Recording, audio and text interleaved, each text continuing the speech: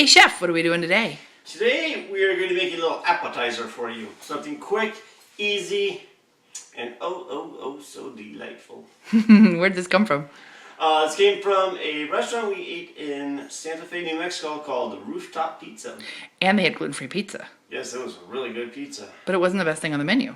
No, one of the best things on the menu was we had stuffed mushrooms with prosciutto, basil, fresh mozzarella, and a balsamic glaze. That's what we're making today. Yes, we are, and it's going to be oh so easy.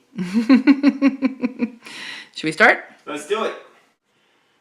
Alright, so we've got a cup of balsamic vinegar here. We're going to bring this to a boil and we'll be back in just a minute. So, our balsamic vinegar is boiling. You can see it's reducing. What we're going to do now is turn it down to about medium-low and let it take its sweet time. So, we got the balsamic reducing. What you want to do is watch it, but don't. You got it on a low temp, keep it on a low temp. Because after a while, the sugars are going to really cook and begin to almost caramelize, and that's going to thicken the balsamic. If you forget about it, you're going to burn it. And your house is going to smell like burnt balsamic. Ew. Yeah, it's really just not nice. I mean, balsamic, the smell, you can turn the hood on, you can just open a window, or just leave it. Good, rich balsamic smell in the house is always nice. So how long do you think it's going to take to reduce? This is probably going to take about 15-20 minutes.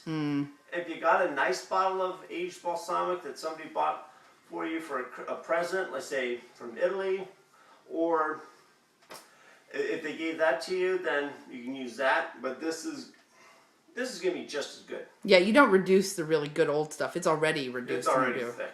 But this is like the less expensive kind. A lot less expensive way of making a rich balsamic sauce. All right, let's get our cutting board ready. Why'd you do that? Put a damp towel under it? Keep it from moving.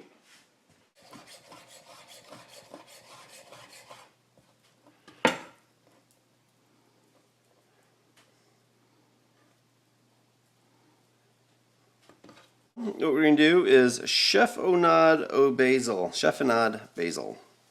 And you always wonder, it's one of those quirky French terms, and you wonder what it is. You just take the basil, get a couple leaves, put them together, roll it. Like a cigar. Like a cigar. And just kind of gently move the knife through. And you're making nice little shreds.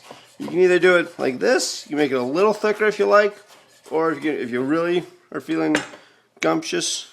Is that a word? Why not? We just do gumptious, well, you know, excited. Then you can go really fine, but it might be a good way to trim your nails, who knows. Anyways, technically in the French translation of this means shreds of rags. There they are. Why? I don't know. Shreds of rags. It's a shred of rag of basil. Alright, back to the balsamic. As you can see, the bubbles are starting to get big. I'm going to take it off the heat a little bit. You stir it around. Woo, Nelly. Woo, that's strong. And you can see it's starting to get thick. It is. The thing with the balsamic is it's going to go big bubbles and then really tiny bubbles. And this is when you really have to start paying attention to it. If you want to, turn it down a little bit more. That's fine. Slow it down, not a problem.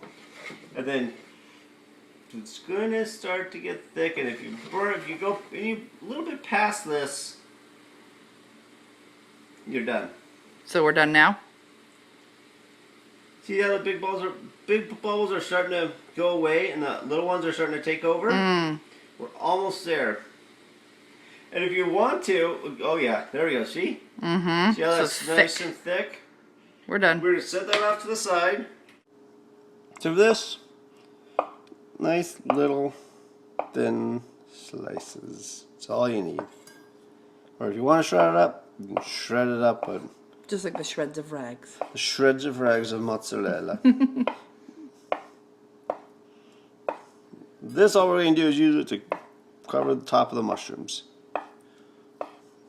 So all we're going to do now, add a little bit of olive oil inside the mushrooms.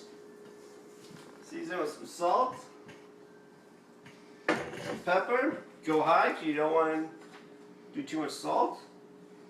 Stuff them in prosciutto in here. I mean, you can put pretty much anything in here. Pepperoni, salami.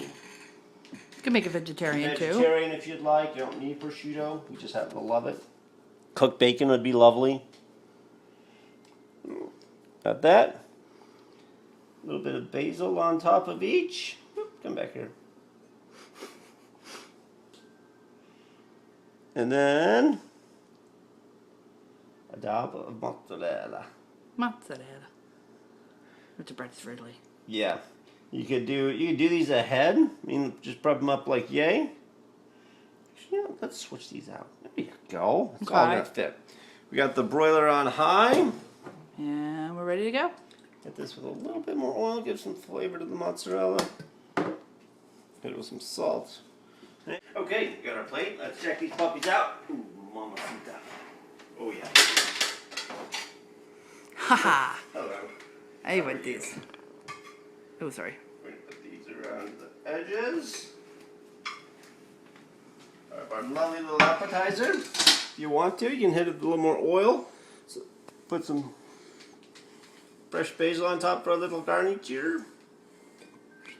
Get that out. And now you can see this beautiful stuff. Mmm.